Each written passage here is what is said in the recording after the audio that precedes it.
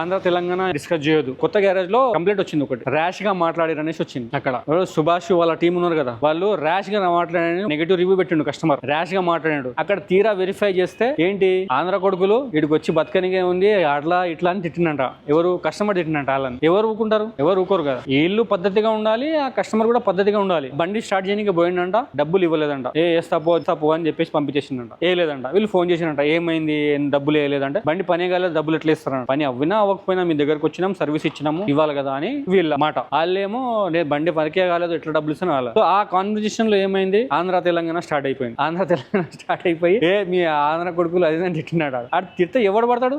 వాడు కూడా ర్యాష్ గా గట్టిగా ఇచ్చేసినాడు సుభాష్. సో అందుకే పద్ధతిగా మాట్లాడాలి, పద్ధతిగా ఉండాలి. ఇవన్నీ రిలీజన్, మన సర్వీస్ ఇండస్ట్రీలో రిలీజన్, పార్టీ గురించి, రిలీజన్ గురించి, హిందూ ముస్లిం గురించి డిస్కస్ చేయొద్దు. మనం సర్వీస్ ఇండస్ట్రీలో ఉన్నాం. ఆంధ్ర తెలంగాణ డిస్కస్ చేయొద్దు. ఓకే, మన ఇండియన్స్ సెల్యూట్ అంతే.